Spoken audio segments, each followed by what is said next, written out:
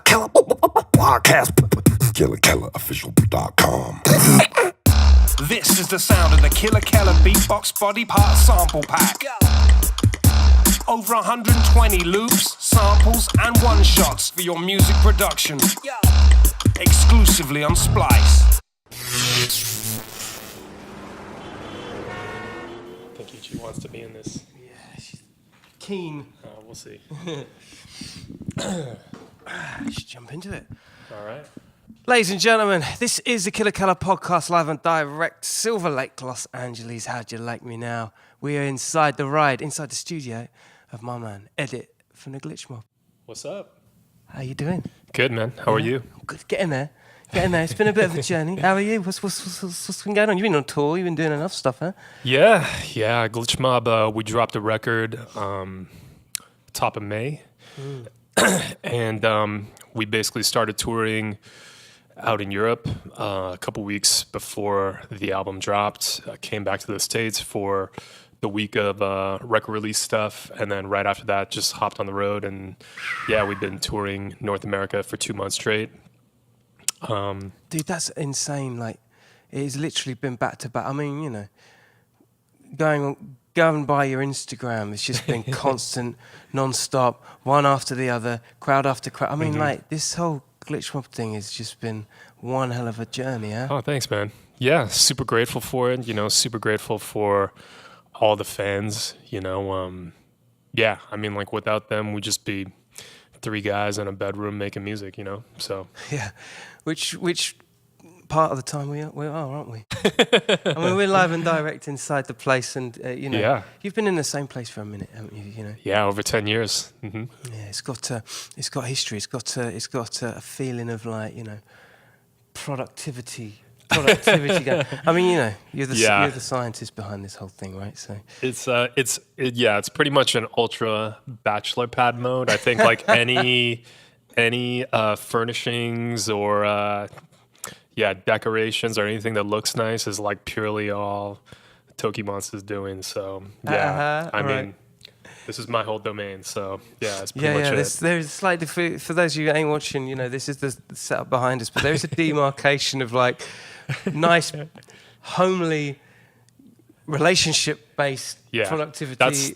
That's all her doing. Like I really have like nothing to do with it. So why is that? Why do blokes do that? I don't know. I mean, like, I guess I've always just like approached my house as like kind of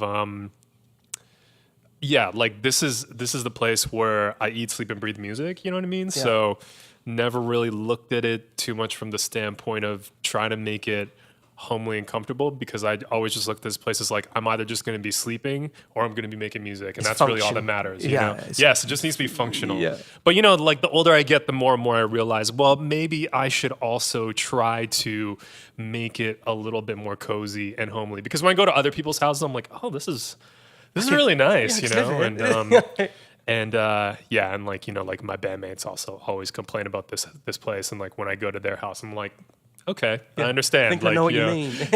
Like they definitely put a lot more effort into like making their places like a lot more cozy. You know? And I put a lot more effort into all this. So that's it. See, something always suffers, doesn't it? Something always suffers when you're in the moment of creativity, and you know, it becomes your primary thing. You know, something's bound to suffer, isn't it? Yeah. But when you're on tour, like you're darting around the globe, this gives the girlfriend time to change certain setups. Do you ever get that when you walk in and you're just like, oh, there's more pillows on the bed again? You know, not so much, because she's also on tour like all the time as well too. So you know, she's out there doing her thing as well too. And she's a producer, DJ. Yeah, Toki Monster. Toki Monster. So this has got to be one hell of a creative house. Huh? I mean, I've been there in the whole relationship. Yeah, absolutely, man. Yeah. In fact, that's where we kind of really started hanging out some, wasn't it? Because of Them and Us at the time, the Them and Us project. Silver Lake has a lot of offerings, doesn't it, in terms of kind of on-trend coffee bars, places to hang out, something like that. Totally, yeah. It's a really cozy place to live. I would say it's like a much sunnier, much warmer, much more laid-back version of Shoreditch, essentially. There you go, yeah. Like, I think, but like a little less populated, you know? It's a little less saturated with people, I think. But yeah, that's basically the general kind of vibe. Yeah, kind of like cool, hip restaurants, cool, hip coffee shops and stuff. But obviously this place, you know, the Glitch Mob compound where we make all the music, this is just like, it is in Silver Lake, but it's tucked up in the hills. It's total focus, man. So there's kind of, I mean, you can walk to stuff, but it'll probably take you like a half hour. So it's... And a lot of uphill climbing as well to get back. Yes, exactly. So, but yeah, it's a good hill. There's like a lot of other musicians that live on this hill. What's So Not literally just lives like a few doors down, and like, yeah, so it's a cool little zone, pretty quiet and like pretty peaceful, and like it's good for, you know, just kind of like locking down and like getting in the zone creatively. Removing yourself from the theatre of acting. It's not distracting. No, exactly. But there are other producers that are in the area as well, aren't they? I mean, a ton. Yeah, Silver Lake and the East Side in general. The East Side is what I kind of consider everything from like downtown LA, kind of like all the way to, I guess kind of like Los Feliz, like East Hollywood zone. You know? Yeah, that's it. Yeah, it's almost at the front line, isn't it? Yeah, you know, there's a lot of producers that live like all around the zone. Yeah, we have a lot of homies, like my buddy Deru, he lives like on the hill across. My buddy Eskimo, who he lives in like Mount Washington along with my bandmate Ua as well too. Flume lives like 10 minutes down the street as well too, a little bit closer to Hollywood. Like there's like a lot of dudes out here living on the East Side. Yeah, man. Yeah, I mean this is one of those kind of, and it spreads out as well, doesn't it? Like to the Echo Park, it catches whispers of that same kind of hipster Absolutely. trend. Yeah, man. It's just like everything, isn't it? That, you know, hipsters like to regentrify places, and all you got to do is just sit back and watch. Okay, take it. You know. Yeah, totally, man. London has a lot of that. Like, yeah. You know, Peckham. Peckham's all of a sudden like dead trendy and whatnot. And cool, man. Yeah, I mean, it's great. I mean, you know, it's what it is, right? I love London, man. It's one of my favorite places to go when I'm across the pond, and you know, kind of like the main zone to kind of like when we have days off to kind of like, you know, hunker down and like set up shop is London. You have a lot of time there. I mean, that's what we'll... Hey, doggy. We got doggies in the house and cats in the house. When we've hung out in London, particularly, I mean, dude, your shows are fucking awesome. Like the whole Blade thing. Man. We'll get into that. But yeah, I mean, I guess London is one of those kind of first port of calls for production and whatnot. It's kind of gateway-ish to the tastemaker world of Europe, I guess. Yeah, to me, it has always been and still continues to be probably the most forward-thinking place for music on the planet. That's my personal opinion. You know, I've always looked at London as like kind of like always on the cutting edge of what's happened, and then like everything trickles out from there. And yeah, this past time when I was out there, you know, the energy out there still seemed to feel that way. Yeah, you know? for sure. Yeah. For sure. And even, correct me if I'm wrong, because we've chatted about this stuff before, but you were quite heavily influenced by drum and bass. Absolutely, man. So this was like, during the edit days when you were doing more edit bass mix stuff. 100%. Yeah. Absolutely, man. Yeah. Still seriously into drum and bass as well too, and like homies with some of the guys that do it and everything. Yeah. And, I think that connective tissue, particularly in England, is important. Like I think that's probably how you probably had heard of me through the drum and bass scene. Yeah. And that's kind of cool because it's, especially back in them days, it wasn't so much like the genres kind of mixed so much. There really was like, you know, I was one of the first kind of beatboxers especially to be cross-pollinating across the different genres. But I guess you have, with your music, with Glitch Mob, there definitely is that influence. But there's also that... Absolutely. There's also that low-ride feel to it. You know, that's heavy synth. Yeah, I'd always talked about like, you know, like if you took like the hard, aggressive, kind of like badass punk rock kind of sensibility and bass of drum and bass, obviously kind of like the low end theory, like West Coast hip hop thing, you know, sprinkled in some of like the old school, like, you know, Warp Records, Planet Muse style IDM stuff. You threw all that into a blender, inject a little like, you know, West Coast hippie Burning Man culture, and then like you put all that into a blender, and like what would come out would be Glitch Mob. And it's so fascinating, you know. I remember when I first checked you guys. I think it was "Drive It Like You Stole It." I think that was the tune, and then there was this mixtape that you pulled out as well. And during that MySpace era, that was kind of where you guys really Yes, cracked a MySpace. few heads, you know. Absolutely. Absolutely. Yeah, so crazy, man, to think of MySpace now. That was kind of like the SoundCloud before SoundCloud, but in a different kind of way, you know?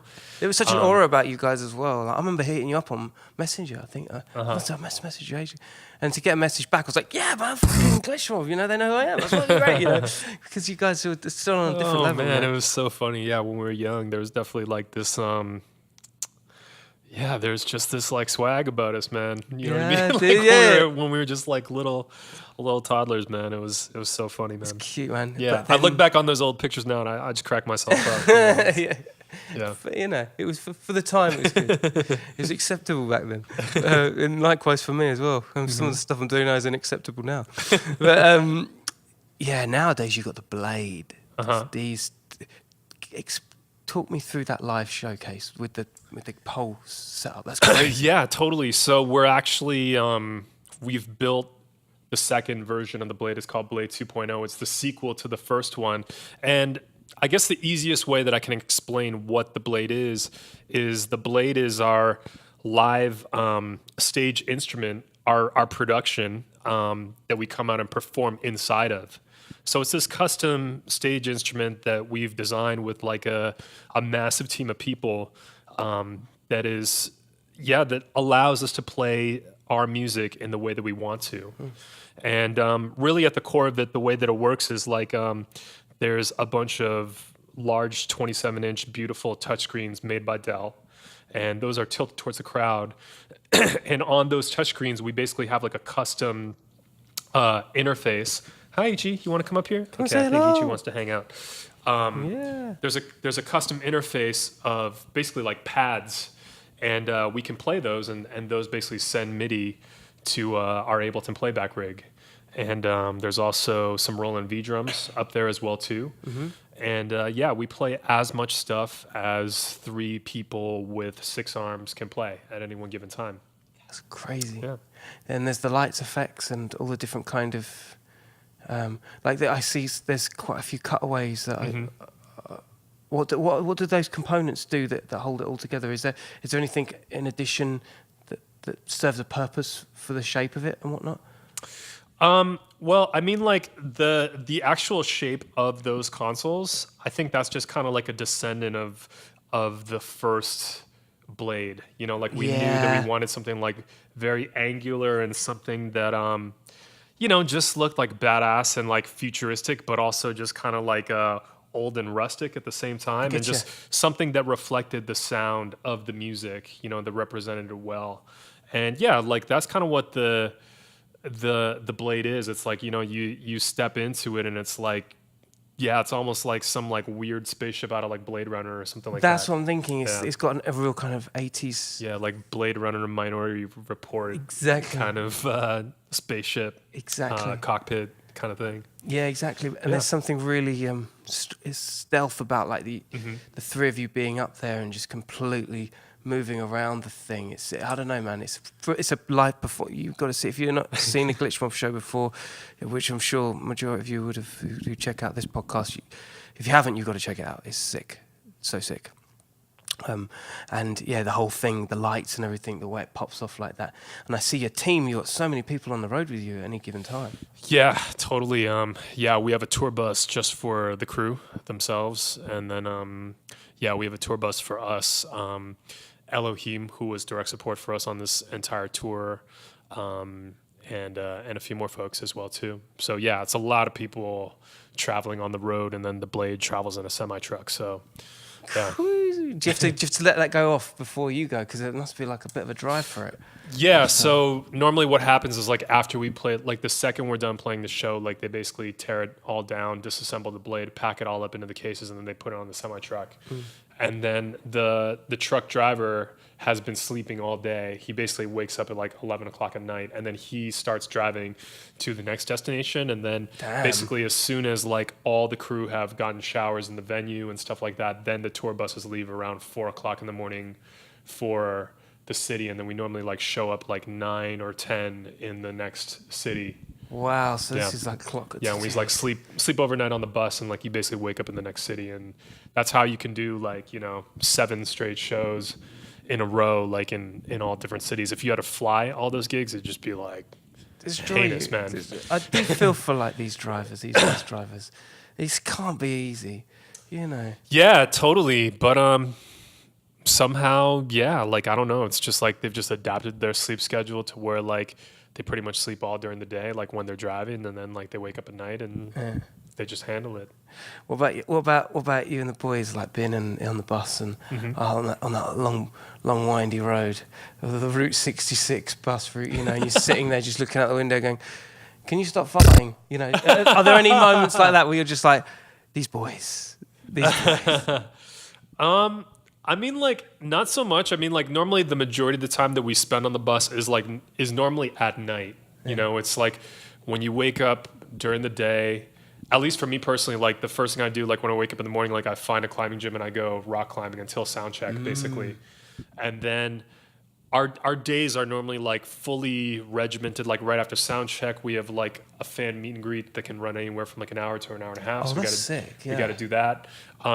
Sometimes there's press, and then there's like a little window for dinner, and then normally we're making music in the green room. Like we have a studio set up on the road for us in the green room, and we'll make music all the way up until we have to perform, come off stage, shower, get back on the bus, and like that's kind of how every single day works. My bandmates, like, they're a little bit different. They don't go to the climbing gym, obviously, but like, they'll go and seek out like the best place to get brunch or something like that. And it's like, it's pretty like routine, like what we do on the bus. So there's not like too many hours, at least for me, spent on the bus just like hanging out with everyone. My bandmates stay up like a little bit later, normally. Like they'll probably stay up till like 5 a.m. or something, and like sometimes like watch a movie on the bus with whoever's up. But normally I take a shower, I get on the bus, and like I go to sleep like right away because I want to be the first one awake and like go to the gym. So. This one thing we've talked about this as well in the past, and that's the general well-being and discipline. Yeah, you are stringent on that. I know you are. Like, yeah, man. Especially with your health and whatnot, you'll absolutely, man. Yeah. Your health is your wealth, and I don't turn up too hard on the road. Like I'm not out there partying every night, and like we try to eat extremely well. Get whole foods every day and stuff like that, and stay healthy. And because it's hard work, and it definitely like wears you down, like on the road, sure. And a lot of people think it's like this like glamorous like rock star life, and like I think that's like what everyone sees on Instagram, but like it actually is like very, very hard work. I mean, I'm super grateful for it, but it's like you got to stay sharp every single day. Absolutely. So Absolutely. I think if I was just like turning up and going crazy, I just like would not be able to play 7 straight shows in a row. Yeah, it's certainly over the last few years. I've chosen not to do so much touring like that, and focus more on like more DJ, beatbox, incorporated related stuff. And you've got to go away to come back to it when it comes to reinventing certain things. Totally, man. I've fallen into this habit of drinking more, and that's certainly something that I need to.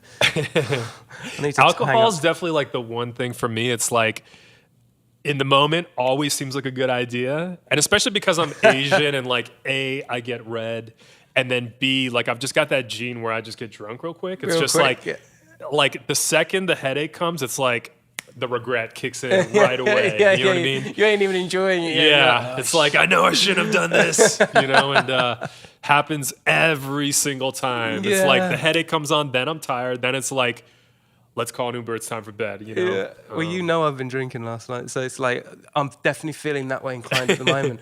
It's like, God damn it, Lee, what's the problem, man? Yeah. Have a talk to yourself. It's fun going down, but Yeah, it is, yeah. And the time flies and you forget about everything. And LA is notorious for that.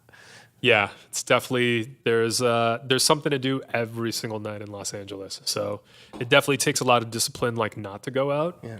Do you feel like you lose connectivity by taking that route and not going out? Like like I've been making music, and like I've been in Glitchmob for like over 10 years now. So it's I don't really feel as much that kind of like going out and like engaging with the community of like producers out there is like kind of like as much like a part of like my job anymore, like quote unquote like networking or like whatever.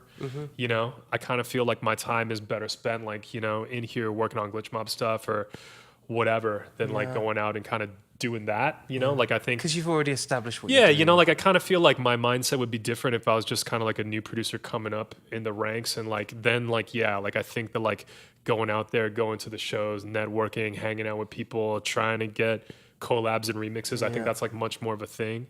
But for me, you know, it's like, you know, and I think especially for like a lot of like the new younger experimental bass musicians in the game, and especially in Los Angeles, I'm more just kind of like this like elder statesman, like uncle Yoda dad figure. You kind of don't want to be seen doing too much of that, do you? You want to be kind of mystique. Yeah, you know, so to me, like nowadays, like when I do go out and engage with the community, a lot more of it's really just to go out and support this like next younger generation of guys that are coming up, especially in Los Angeles, and, you know, just kind of, help shepherd those guys along. And, Yeah, good for you. I think that's the way it should be. So what do you use, Ableton? Yes. Yeah. I mean, we've actually used everything to make glitch mob tunes, but these past 2 albums have all been made in Ableton. Yeah. Because you go hard in the paint, don't you? Like I've never known a dude to get so deep into the tech side of. Yeah, I love music technology, and it's something I'm super passionate about. You know, it's just something that like just like a guitarist, maybe they're super passionate about trying to become a virtuoso guitarist. To me, it's like the studio is my instrument, and I just want to understand, comprehend, and like know every facet of it, from, you know, obviously the computer to engineering to like all of it, you know, is like something that, you know, like I want to be a master of my craft. So it's there's not a day that doesn't go by that I don't spend some form of time in the studio, whether it's like I'm on the road and I got my laptop open, just, you know, just kind of like farming for sounds or like whatever, or, you know, obviously making music or working on the live set or anything, you know. So there'd be a lot of people that checked out this podcast and would probably have the question, like, how do you balance? Because like I know discipline is a huge part of it,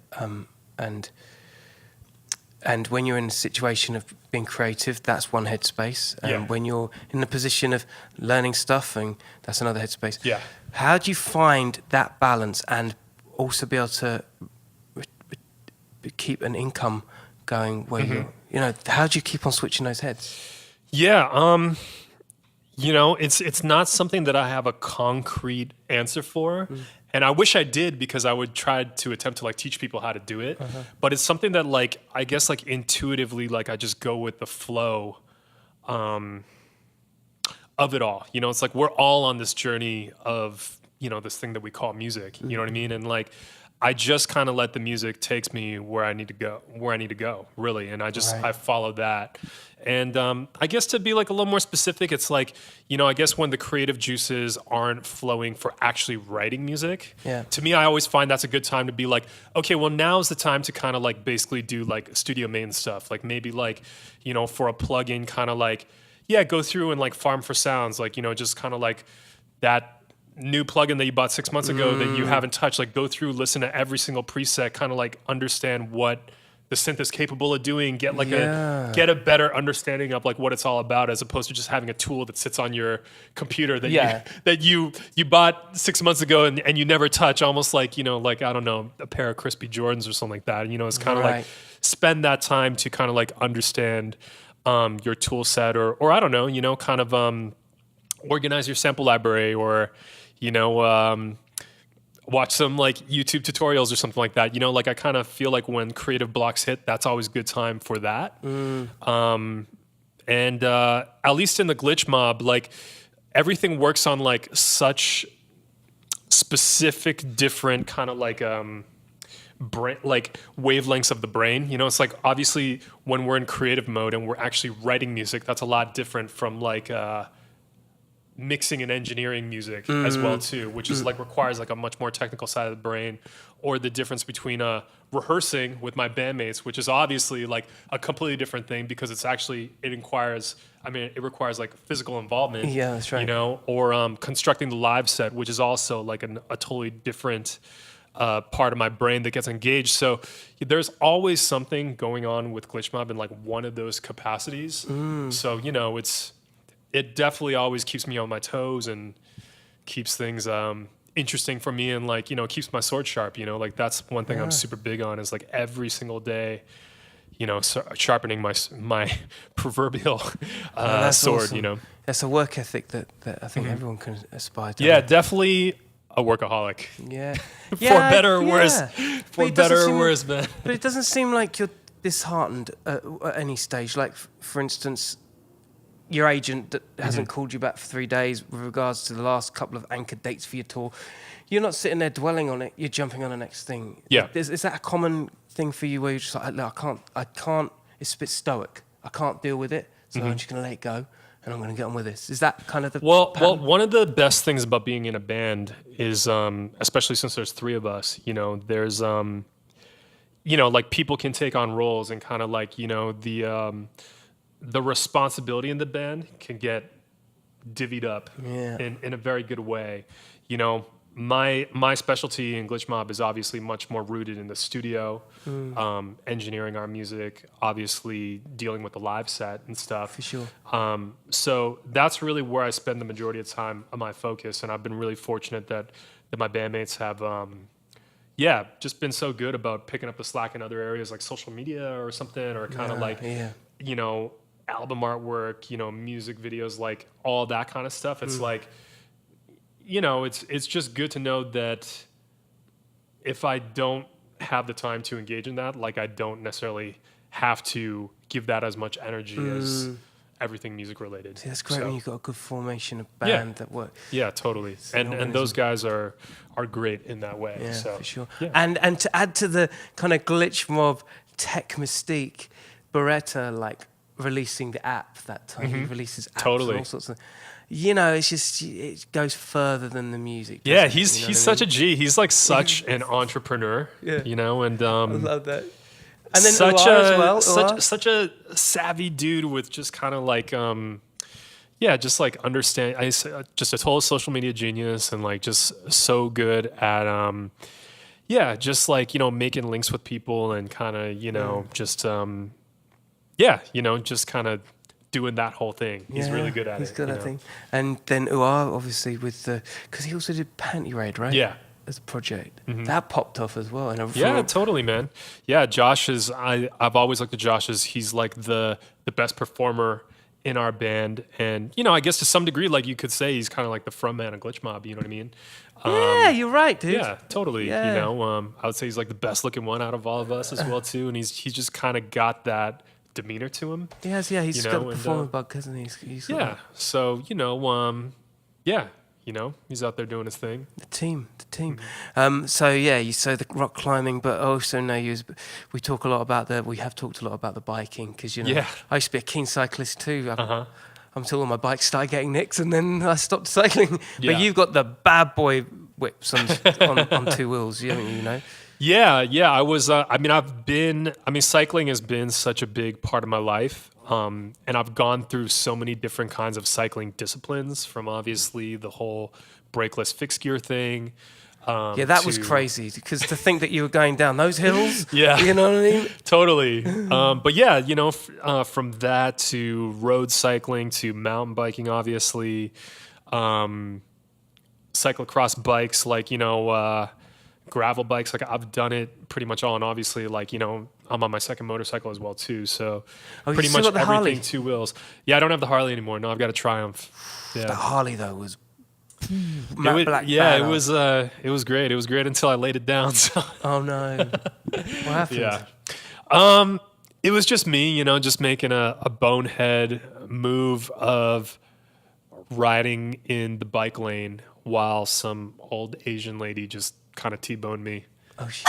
Yeah, so, you know. I mean, that's the common, I hear common stories of motorbikes generally. Yeah, you know what? Like, it could have been a lot worse, and I'm really grateful that, like, nothing bad really happened to me. I just got, like, a couple scars from it and stuff, but, like, it could have been, like, horrible. Yeah, for sure. And I was only going 15 miles per hour, so, but it was, like, a really good wake-up call to be like, okay, like, I really need to be super, super careful out there, especially in Los Angeles. Yeah, I hear stories about this. You know that. Yeah. I mean, I got to admit, like drivers ain't too clever with it, are they?